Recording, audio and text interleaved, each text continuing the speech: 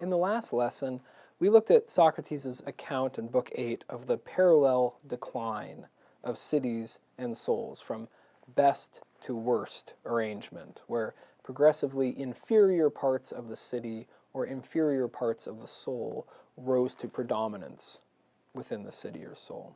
But we left off right before the account of the last and worst kind of soul, the Tyrannic soul. In this lesson, we're going to do three main things. We're going to look at Socrates' account of the Tyrannic soul. And after that, having described the most unjust or most perfectly unjust order of soul, Socrates offers three arguments, finally, meant to establish the superiority of perfect justice to perfect injustice, which is what Glaucon and Adeimantus have been asking for since Book 2. So I'll give you an overview. I'm not going to go into a lot of details, but I will give you an overview of the three arguments that Socrates gives. They are interesting, I think probably not conclusive, but some very interesting things happen during them that I want to call your attention to. And then finally, we're going to look at what Socrates does next in Book 9, which is that he offers a new image of the soul. Prior to this point, the soul was considered sort of the city writ small, in the same way that the city was the soul writ large. So the main image for the soul was the city. Now, in Book 9, having proven the superiority of justice, Socrates offers a new image of the soul that's not a political image, but rather a different one. And he uses that image to deliver a defense of law. You might remember that all the way back in Book 1, the goodness of law was called into question. People who follow the law, all they're doing is just respecting other people's property, but they're not benefiting themselves. Law is just self-restraint. The law is just a restraint on our self-interest. And if we really want to be happy, we break the law whenever it's profitable to do so. That's what Thrasymachus had implied. That's what the position that Glaucon had resuscitated. And now finally in Book 9, Socrates will actually offer a defense of the goodness of law, that law is not actually there to restrain you, but rather it's there to order your soul. So we'll look at that, and that's basically the end of Book 9. So to begin with, the Tyrannic soul. But remember, this description of the Tyrannic soul is not necessarily the description of the soul of a tyrant in the political sense. Remember, there is a structural analogy between city and soul. So the Tyrannic soul is not necessarily the soul of the tyrant. In fact, Socrates says most people who have tyrannic souls are not tyrants. They're not actually in charge of a city. Rather, the Tyrannic soul is the soul that has an internal structure that is analogous to the political structure of a tyranny. And of course, in a tyranny, what you have is one person, a strong man, who by means of his kind of cronies and bodyguards rules everybody else. But generally speaking, tyranny is associated with rule of the one. Right, so if the oligarchy is rule of the few and democracy is the rule of the many, the tyranny is the rule of the one. So in the same way, the Tyrannic soul is not the rule of few desires, it's not the rule of many desires, it's the rule of one, strongest desire. And there are other desires that congregate around it. But so the tyranny is the rule of the one. Now, but in order to get to the Tyrannic soul, Socrates must once again subdivide the desiring part. In Book 8, he had divided the desiring part into necessary and unnecessary desires in order to explain that an oligarchic soul is governed by necessary desires, whereas a democratic soul is governed by both the necessary and the unnecessary desires.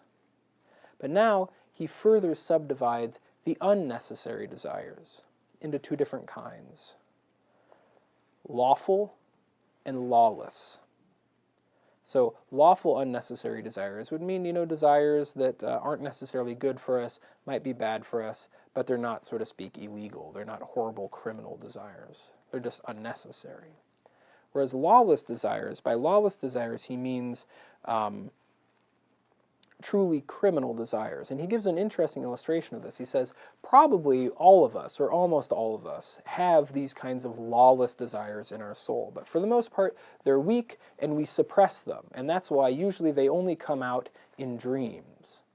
And that's why we'll have these dreams where we do these horrendous things that we would never do in ordinary life. Murdering people, committing incest, patricide, parricide, cannibalism, all those kinds of really criminal acts. He says, well, the fact that we sometimes have dreams, or that people have dreams of doing these sorts of things, show that those desires are in the soul, but for the most part they're kept down, and it's only when the better part of the soul goes to sleep, so to speak, that these really nasty desires come out.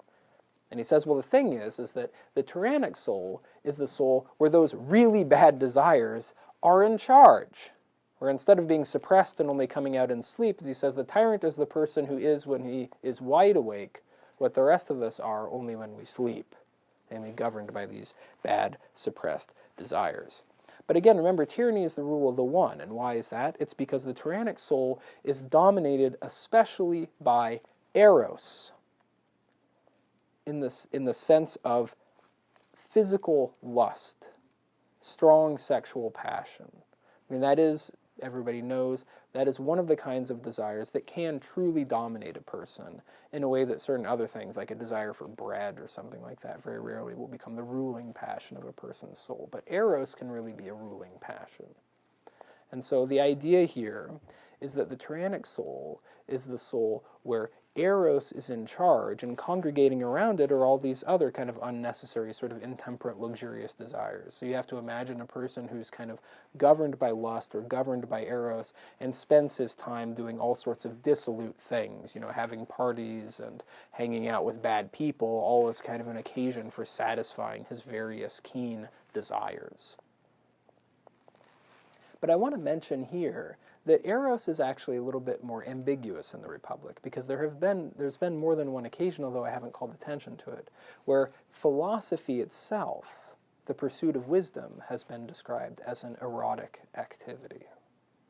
Again, in the sense that it can be a single, overpowering desire that can govern the soul.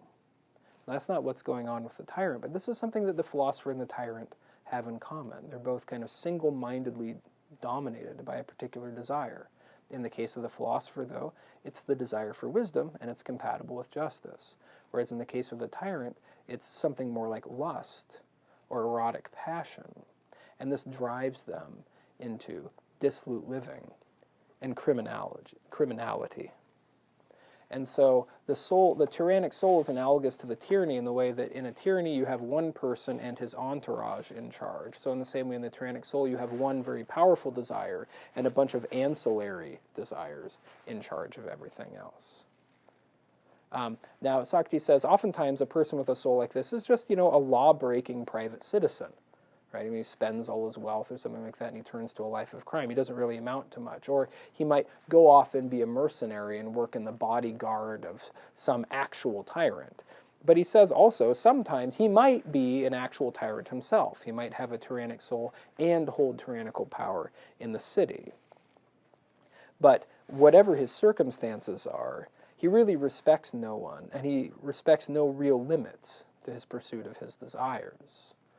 He's really just limited only by certain necessities. So this tyrannic soul, it's curious because this doesn't really sound like the soul of the tyrant of the sort that Glaucon or Thrasymachus had described. I mean, if you remember, for Thrasymachus, the life of perfect injustice required a person who was enterprising, daring, and extremely intelligent about what he could do and what he couldn't do. Right? And Glaucon resuscitated that idea. The perfectly unjust man, he's smart. He knows what he can get away with and what he can't. Right? And so he really governs his own, he is pursuing self-interest to the maximum possible extent. But at the same time, he's very prudent in a certain way. He knows not to go too far. So that's a different kind of tyrant. And even the tyrant that's described at the end of Book 8, the people's champion who becomes a tyrant, is a very calculating, self-controlled, enterprising person. Whereas this tyrannized soul, this tyrannic soul that's described in Book 9, sounds like a complete basket case who's absolutely out of control. So something strange is going on. This might be perfect injustice in the sense that it is the soul that is at the furthest remove from being governed by genuine wisdom or calculation, right? Where the worst part of the soul is in charge. But even if you prove that it's bad to have a tyrannic soul like this, and I think it's fairly obvious that being insatiable and totally out of control is a bad condition, but even if you can prove that, that doesn't actually prove that political tyranny is always bad, because a lot of people who are tyrants are not a basket case. They're very self-controlled. So what about these people? They're kind of left behind and not really talked about. This is one of those lacunae in the Republic that I think is deliberate and that calls for further thought. Well, what about the Thrasymachus tyrant? What about the quality of their life? Where do they fall in the spectrum? We can only know that by inference. But at any rate, once he's given this description of the soul tyrannized by Eros, he finally turns to not one, but 3 arguments to prove that the life of perfect justice, the properly ordered soul of Book 4, is superior to the perfect injustice, the tyrannic soul just described. And the first argument that he gives is by analogy, and this will be the last time in the Republic that Socrates relies upon the city-soul analogy. He lays down a somewhat dubious principle that Glaucon agrees to, which is that as city relates to city with respect to virtue and happiness, just so man relates to man. And what this means, for example, is if the aristocratic city is superior to timocracy, both it's a more virtuous and a happier city, it also follows that an aristocratically ordered soul is superior to a timocratic soul with respect to virtue and happiness. This is a way of reasserting the hierarchy of cities and souls described in Book 8, where what you basically say is, the higher up you go on the hierarchy, the better and happier you are. But of course, once that principle has been accepted, Glaucon has in effect already agreed that the just soul is best and the unjust soul is worst. And this use of the city-soul analogy allows Socrates to make this argument seem very persuasive, because everybody recognizes that a tyrannized city is the most miserable of cities. Right? There are very few people in a tyrannized city who are secure and happy. Most people are oppressed and miserable.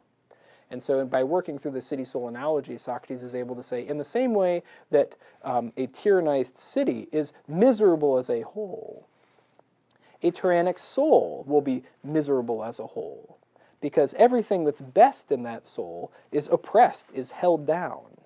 And what's worst in that soul is in charge. So in the same way that a tyrannized city is miserable, a tyrannized soul will be miserable. Right? But the main thrust of the argument that he gives here is the notion that in the same way that a tyrannized city will be poor and oppressed, he argues that in a way that the tyrannized or tyrannic soul will be poor and oppressed, in the sense that it is the soul that is most governed by insatiable desire. A tyrannized soul is dominated by very keen passions, and they're passions that don't go away.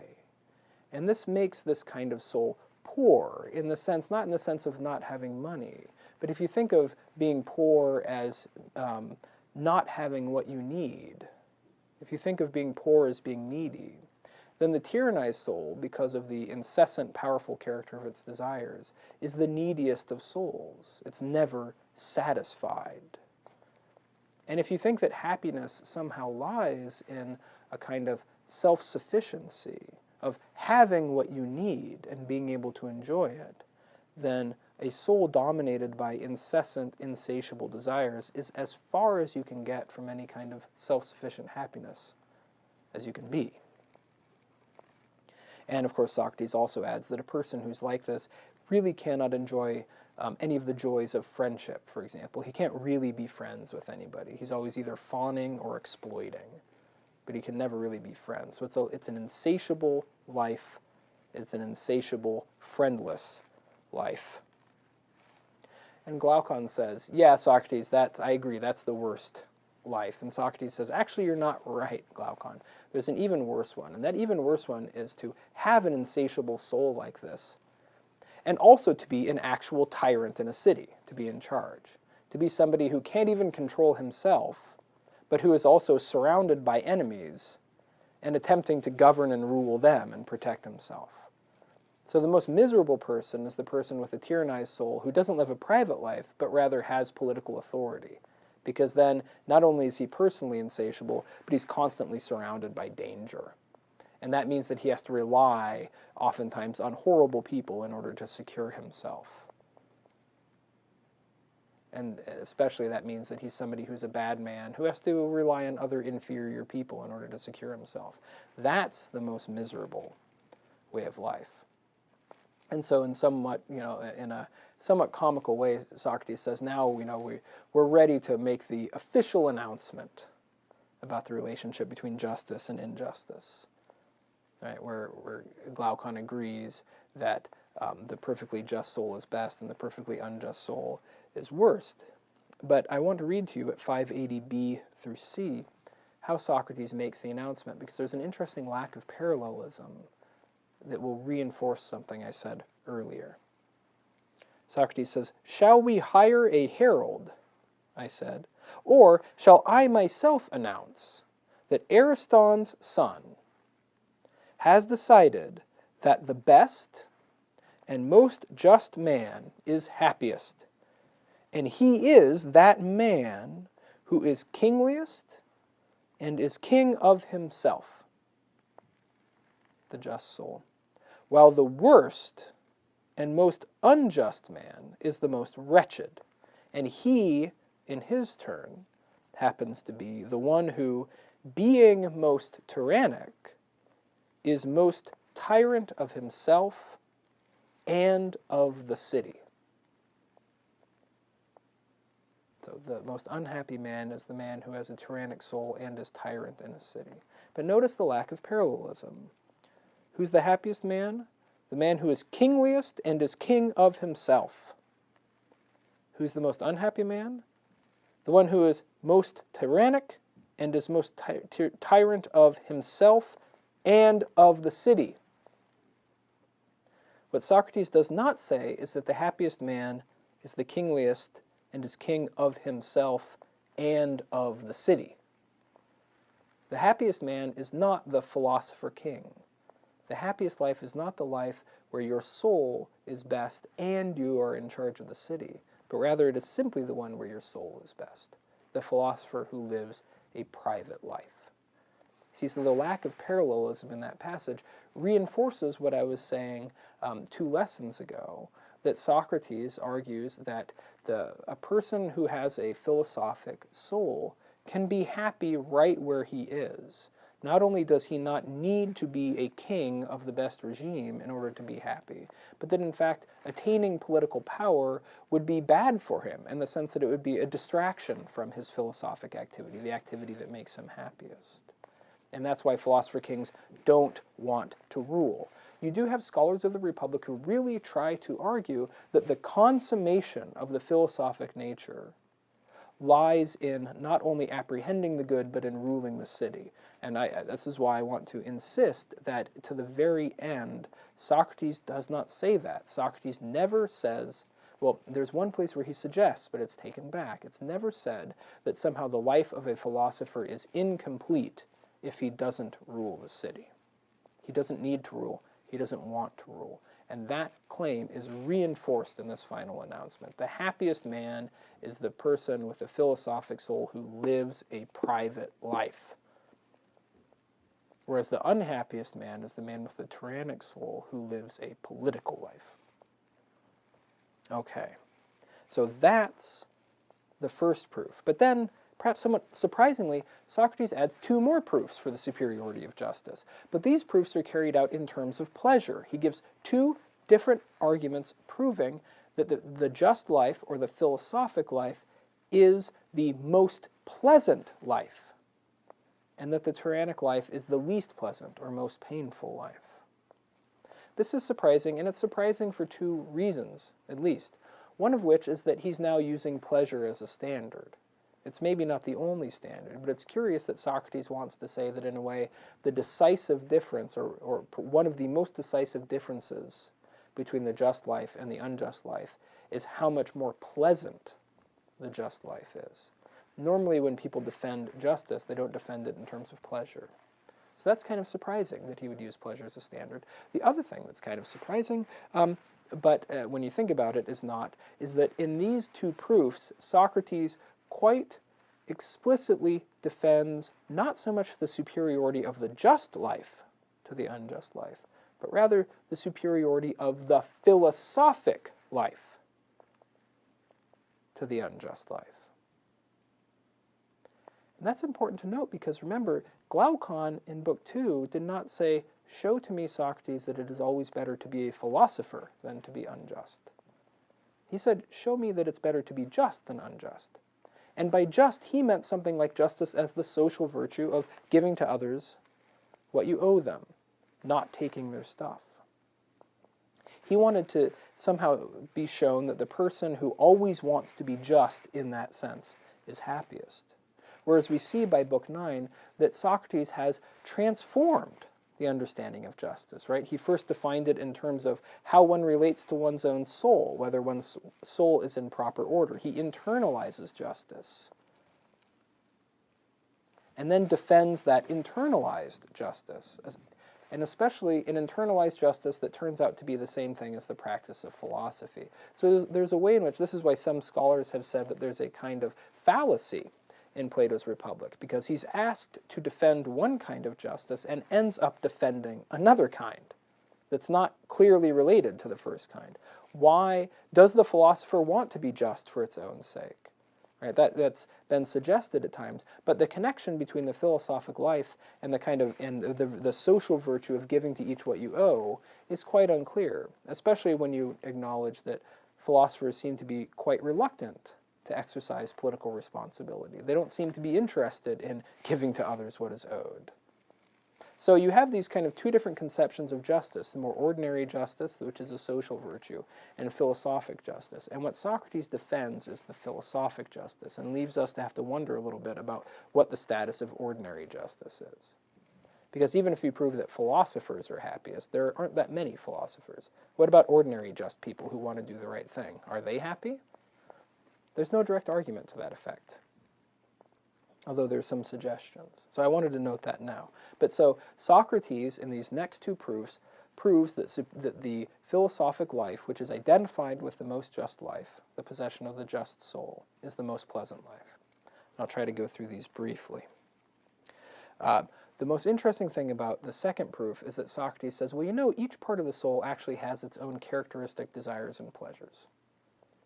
The calculating part is the philosophic part. Its desire is for wisdom, and its pleasure comes from the attainment and contemplation of wisdom and learning. So calculation is not something different from desire. It turns out calculation is a kind of desire. It's the desire for wisdom. Likewise, the characteristic desire and pleasure of the spirited part of the soul is the desire for victory and honor. So spiritedness is not something other than desire, but actually a particular kind of desire, the desire for honor, for victory, for being recognized as the best. And then, as he says, there are all the other desires, and he kind of lumps them under the name of money-loving. So he says all the other desires are kind of bodily desires, and we call them money-loving, or desires for profit, in the sense that the way you satisfy these desires usually requires the acquisition and spending of money. So you have all those other kind of physical desires. So the soul is permeated from top to bottom by desire. And what he says is, people tend to be dominated by one of these parts. Some people love wisdom, some people love victory, some people love various, physical desires. And each of these types of people will argue that their way of life is the most pleasant. Right? So, you'll have some people who say, wisdom, honor, all that stuff, who cares about that stuff? The only thing that really counts is the pleasure I can feel. Right? Whereas, you'll have other people, honor lovers, who might say, yeah, well, physical pleasures are nice, but they're nothing in comparison to the pleasure that comes from being recognized as the best. And then you have philosophers who, in effect, say, well, yeah, their physical pleasures are the pleasures that come from being honored, but really, best of all is the pleasure of philosophic contemplation. That's the most pleasant. And Socrates says, so they dispute over which life is most pleasant, and how can we adjudicate among them? And what Socrates concludes is that it must be the case that the philosophic life is the most pleasant, because philosophers are the only people that are capable of experiencing all the different kinds of desires. They're capable of experiencing the desire, or they're capable of experiencing the pleasure of being honored. They're capable of experiencing physical pleasures. They're also capable of experiencing the pleasures of philosophic contemplation. So they have a wide range of experience that they can use to judge what pursuits are most pleasant. Whereas honor lovers and lovers of the various bodily pleasures have no experience of the pleasures of philosophy. So they can't be a good judge of what the most pleasant way of life is. Therefore, the truly adequate judge, the person who can adjudicate properly amongst these various claims about what life is the most pleasant, is the philosopher. He's the only one that has the requisite experience necessary to judge among the different ways of life, because the philosophic life is utterly inaccessible to these other types. So the philosopher is the best judge of what way of life is most pleasant, and he chooses the philosophic way of life. Therefore, it must be the most pleasant. That's the second argument. It's a kind of argument from authority, although it's not a bad argument in a way. I mean, usually you do want judges who have requisite experience to judge amongst things. So, but it still asks us to kind of trust the philosophers that they're right. But I mean, in its way, it's a strong argument. Although again, what's being defended here is the superior pleasure of philosophic contemplation, not the superior pleasure of, say, paying back your debts and treating other people fairly. It's the pleasure of philosophy that's defended here. And he adds a third argument, which somewhat comically ends with the conclusion that the philosophic life, the most just way of life, is 729 times more pleasurable than the tyrannic life. And it's obviously comical. But the second argument he gives for the superior pleasure of the philosophic life is an argument that, in effect, the pleasures of philosophic contemplation are also the purest and most real pleasures. There's no pain mixed up with them in the way that oftentimes bodily desires, the desire itself is painful, and depending on what the desire is, satisfying it might actually bring pain to us. You think of like immoderate desires, right, where people eat too much or drink too much, and ill health and pain follows from it. Whereas philosophic desires, Socrates suggests, are pure. They're not mixed up with pain. They don't have painful consequences. They're pure pleasures. And not only are they pure pleasures, but they're pure pleasures that reside in the, in effect, most real part of us, our souls. And I think, this argument is a little bit strange, because he sort of suggests that, well, what's the pleasure of philosophy? It's the soul kind of being filled with forms, the contemplation of forms. Right? So physical pleasure might be like the stomach being filled with food. But the body is inferior to the soul, and physical food is, in a sense, less real than forms or ideas. The material sensible world is less real. So most other desires are bound up with the material world, which is inferior to the intelligible world. Whereas contemplation means taking that pure, best part of us, the immaterial part of us, the soul, and filling it with its proper food, which are ideas. I mean, I think this is kind of a faulty analogy, although really, again, the sincere, I think, contention here is that a life devoted to philosophic contemplation is a life devoted to desires whose satisfactions have the least to do with pain or with the prospect of bringing us pain. So it's kind of a pure life. So that's the third argument. But as I said, these last two arguments, again, are both defenses of philosophy. It's not the superior purity and reality of the pleasures of paying back your debts. That's not, that kind of justice is not being defended here. It's philosophic justice. And what this, of course, makes explicit, and I want to note this again, is that insofar as justice is understood as each part of the soul minding its own business, the definition we got in Book 4, Book 9 makes it crystal clear that that soul, the well-ordered soul, is the soul of the philosopher. He's the one who has a well-ordered soul. That couldn't be said in Book 4 because philosophy wasn't a topic yet. As I said in that lesson, Glaucon thinks that the soul being described in Book 4 is the soul of a guardian produced by the education that they get in the city and speech. But now we see that the genuinely well-ordered soul is the soul of the philosopher. But then that raises this kind of question, what about the rest of us? Philosophers are quite rare. What about non-philosophers? What about non-philosophic justice, ordinary justice? Does that make us happy? Is that a necessary part of a happy life? We're not really sure. But Socrates addresses this concern somewhat through what he does next, making this new image of the soul, which I mentioned before. He now says, imagine the soul to be something like this. On the bottom, there is a many-headed beast, and some of its heads are fierce, and some of its heads are tame. And then above this beast, there is a lion. And then above the lion, there is a little human being.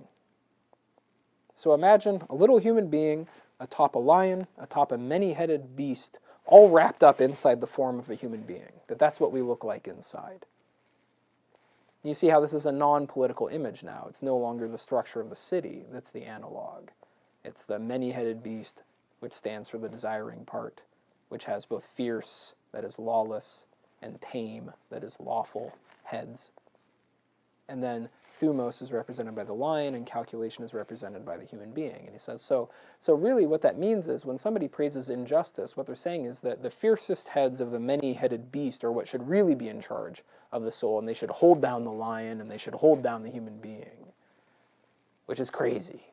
Whereas a just soul is the soul where the human being governs the lion, and the human being and the lion together govern the many-headed beast, especially by suppressing the fierce heads and properly tending to the tame heads. That's the kind of proper relation within the soul. And he uses this new image of the soul to give a defense of ordinary law, right? What he calls the lawful, noble, and base things. And he says, don't you see that many of the things that we conventionally praise, we praise and deem lawful because they help the soul to maintain its proper order. Whereas many of the things that we conventionally blame are blamed because they disorder the soul. And he gives a series of examples, right? We condemn all sorts of things: stealing, immoderation, luxury, groveling, stubbornness, irascibility, and all those kinds of things. Don't you see, Glaucon, that we blame those things because they put the wrong part of the soul in charge? When you steal, that's putting your desiring part, the many-headed beast, in charge because you're feeding its desires. When you're stubborn or irascible, that means that you're letting the lion get out of hand, right? Instead of letting the human being who calculates about what's best be in charge. Or when you grovel, it means that you're making your lion too weak, and in the service of your desires, you're allowing yourself to be not spirited enough. So in other words, he's making this interesting claim that many of these behaviors that we blame, you might think that we blame them because of the bad effects oftentimes that they have on others. Stealing's bad because it hurts others. Irascibility is bad because it leads you to treat others badly. Stubbornness is bad because it leads you to treat other people badly, and so forth. Socrates here is saying, well, actually, a lot of these behaviors that are conventionally blamed, and their opposites, which we praise, have good effects on your soul. They're good for you because they help you put your soul in proper order by shoring up the human being and keeping the human being and the lion in charge of the beast and suppressing the wildest parts of the beast. And so he says, and this is what law intends. This is what the law is really after.